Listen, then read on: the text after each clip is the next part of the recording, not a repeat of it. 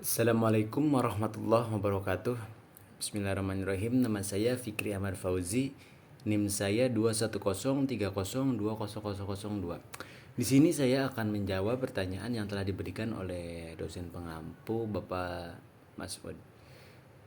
Yang pertama itu pertanyaan itu adalah apakah mudorobah termasuk riba? Sedangkan mudorobah itu istilah lainnya adalah kirod. Sedangkan kirod dalam kaidah fikih termasuk riba. Baik, di sini sekilas perniagaan mudorobah menyerupai riba karena masing-masing pemilik uang pada kedua transaksi ini memberikan uang kepada orang lain dan kemudian menerima kembalian yang lebih banyak, akan tetapi hukumnya sangat berbeda. Mudorobah hukumnya halal sedangkan riba adalah haram. Bisa jelaskan di situ. Nah, di dalam surat Al-Baqarah ayat 275 yang artinya mereka berkata sesungguhnya perniagaan itu serupa dengan riba dan Allah telah menghalalkan perniagaan dan mengharamkan riba. Nah, itu di dalam surat Al-Baqarah ayat 271. Nah, telah ditegaskan oleh banyak ulama bahwa menunjuk Allah Subhanahu wa taala dan Rasulnya membedakan antara dua hal yang sekilas tampak sama, melainkan antara keduanya terdapat perbedaan yang membedakannya.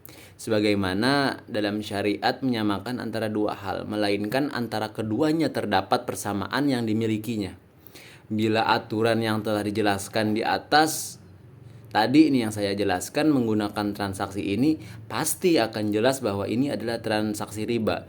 Karena permodal yang bermodal itu tidak siap untuk ikut adil dalam mendatangkan kerugian. Ditambah lagi hakikat riba, yaitu sebagai tindak kezaliman benar-benar terwujud pada transaksi ini. Nah, hal itu tuh disebabkan oleh karena pengusaha, selain itu pengusaha atau bisa disebut penerima modal gitu kan. Penerima modal selain itu tidak mendapat keuntungan dan jerih payahnya merugi. Nah, jadi hasilnya itu rugi sehingga seluruh hasil keringatnya tidak harus dikembalikan secara utuh kepada permodal. Nah, di situ untuk apakah mudorobah termasuk riba? Nah, dalam kirod itu kan termasuk riba fikih kirod itu. Nah, mungkin jawaban pertama itu seperti itu. Mungkin kita lanjut ke pertanyaan kedua. Nah, apa sih wakalah apakah wakalah sama dengan surat kuasa? Dalam aplikasi prakteknya, wakalah diberlakukan sampai hari ini dalam dunia perbankan. Berikut contohnya bahwa wakalah masih berlaku dan aplikasikan dalam dunia perbankan. Pertanyaan seperti itu, mungkin jawabannya itu seperti ini. Dalam pengertian wakalah di sini yakni pemberian kuasa kepada pihak bank untuk mewakilkan nasabah membeli suatu barang yang diinginkan.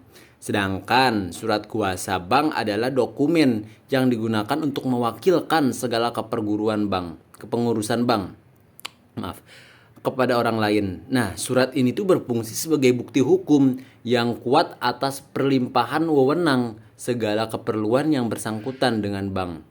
Nah, bagaimana sih penerapan wakalah dalam institusi keuangan?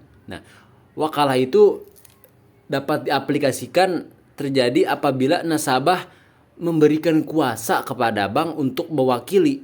Nah, untuk mewakili dirinya melakukan pekerjaan jasa tertentu.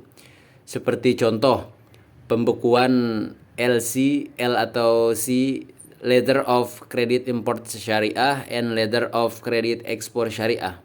Inkasu dan transfer uang, penitipan anjak piutang, wali amanat, investasi, reksadana syariah, pembiayaan rekening, koran syariah, asuransi syariah. Nah, itu contoh-contohnya yang dapat diaplikasikan seperti itu.